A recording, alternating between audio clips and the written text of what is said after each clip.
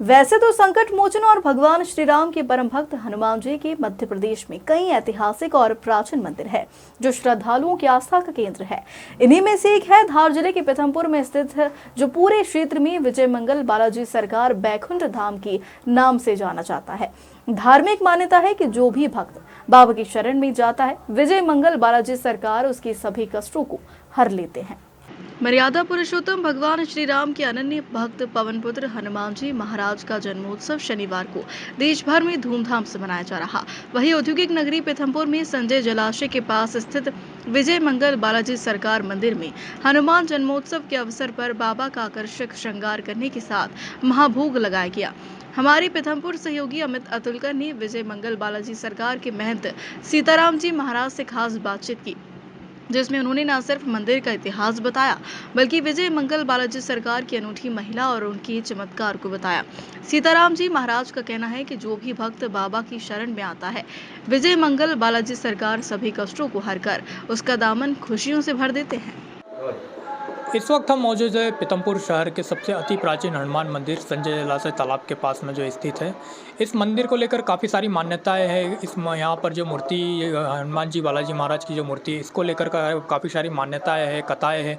आइए इन सबको लेकर हम चर्चा करेंगे यहाँ के महंत श्री सीताराम जी महाराज से और जानेंगे कि इस मूर्ति को लेकर क्या सत्यता है और प्राचीन इस हनुमान मंदिर को लेकर लोगों में जो कहानियाँ हैं उसमें कितनी सच्चाई है और क्या जो है यहाँ पर लोग किस तादाद में आते हैं और क्या यहाँ पर मनोकामनाएं पूरी होती है।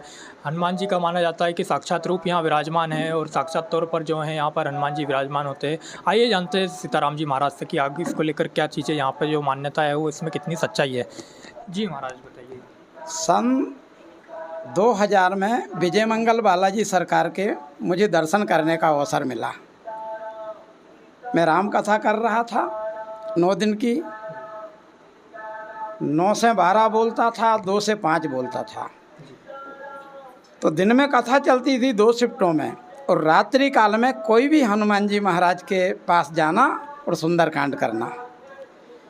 तो मुझे आसपास के बुजुर्गों ने बताया कि गुरुदेव विजय मंगल बालाजी सरकार पहले पहाड़ी पर थे, वहाँ राम मंदिर भी था और भी अन्य देवी देवता थे, शिव परिवार था और विजय मंगल बालाजी सरकार एक प्रत्यक्ष रूप में थे। और इस बात को लोग अच्छी तरह से जानते हैं। अभी भी जो नंदराम बा के 4 बेटे हैं, बड़े वाले उमाशंकर, बीच वाले रामचंद्र, तीसरे नंबर के कालू सेठ, चौथे नंबर के गोपाल भाई भोंडिया गांव में। उनके पिता मेरे से चर्चा करते थे। अकोलिया में घाटी वाले दादा अंबाराम जी रघुवंशी भी मेरे से चर्चा करते थे कि गुरुदेव जब तालाब बन गया तो तालाब फूट जाया करता था, पानी नहीं रहता था। तो आप ही सब लोगों ने सोचा कि चलो विजय मंगल बालाजी सरकार को उठा करके और कोई दूसरे स्थान पर रख दें। पर बहुत सी मशीनें टूट फूट गईं, बालाजी सरकार नहीं उठे। फिर आसपास के अंचलों के बुजुर्गकार भंडारे हुए तो बालाजी सरकार ने भक्तों से सपने में बोला कि बेटा छोटा सा आम का वृक्ष है तालाब के बीचों बीच, तुम लोग मेरी मूर्ति में हाथ लगा देना, मैं कपड़ों की पोटकी जैसा हल्का हो जाऊंगा। और बैलगाड़ी से ले चलना है तो बैलगाड़ी से ले चलो, ट्रैक्टर से ले चलना है तो ट्रैक्टर से ले चलो।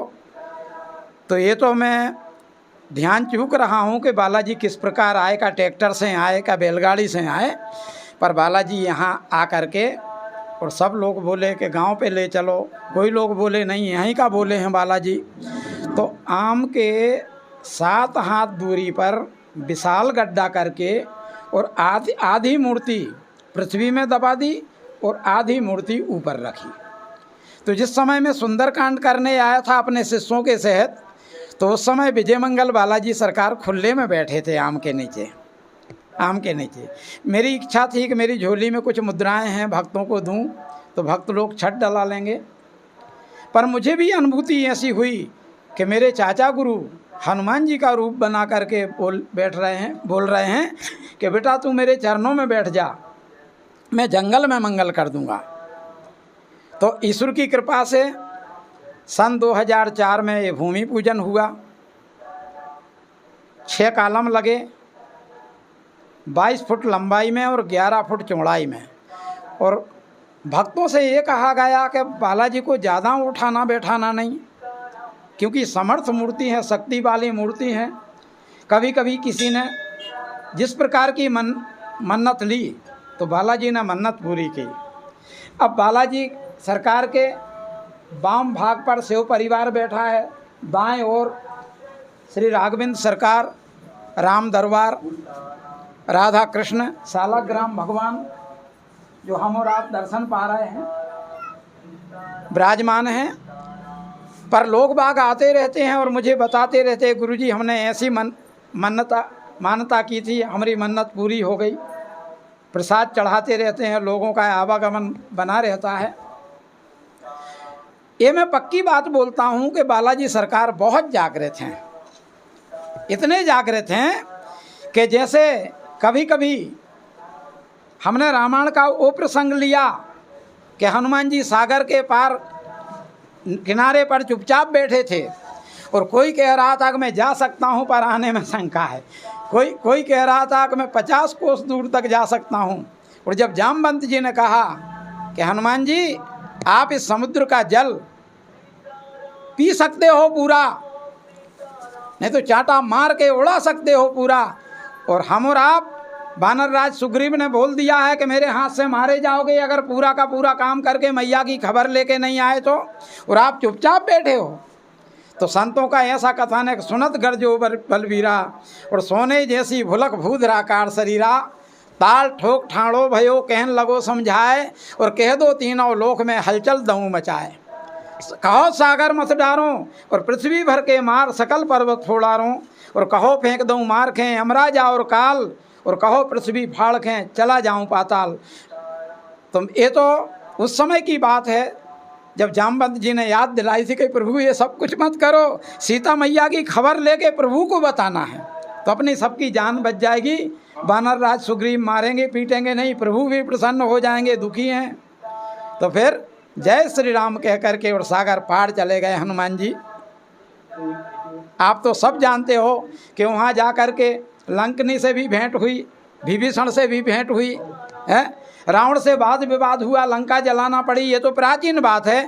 पर सन 2004 से मैं जो चरणों में बैठ के अनुभूति कर रहा हूँ कि देश प्रदेश विदेश के भी लोग यहाँ आ जाते हैं बालाजी के द्वार पे, और वो बताते हैं गुरुजी 700 वर्ष पहले हम रतलाम में हमारे पुरखा रहते थे, पर अभी हम लंदन चले गए हैं।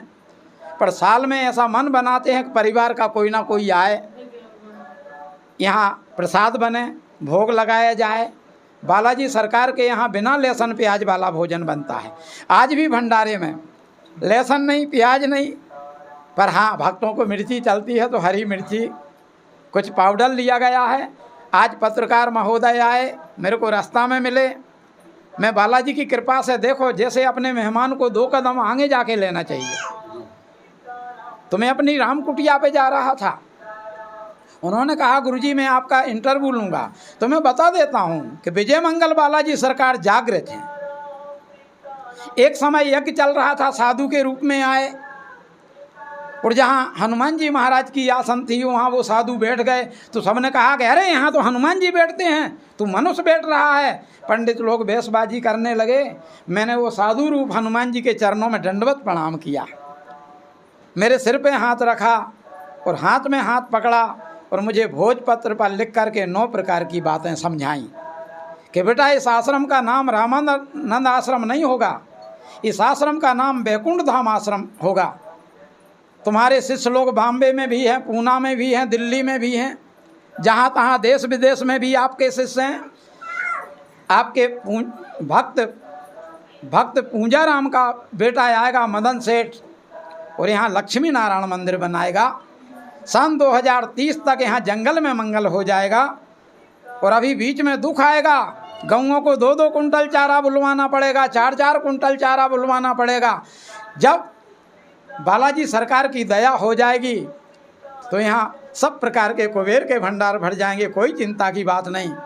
महाराज कहा जा रहा है आज जो हनुमान जन्मोत्सव जो है 57 साल बाद ऐसा योग बना है कि शनिवार को जो है ये हनुमान जन्मोत्सव आज शनिवार का दिन आया है, तो विशेष योग बन रहा है इस जयंती पर, क्या कहना चाहिए? ये जयंती पर ऐसा है कि जो बालाजी सरकार के चरणों में जाएगा, बालाजी सरकार के चरणों में जाएगा, सीताराम कह के जो सिर नवाएगा, कुछ रामायण की चौपाई बोलेगा, और जिसको ज्ञान नहीं है तो वो बालाजी सरकार से केवल प्रणाम करेंगे। पटेल बा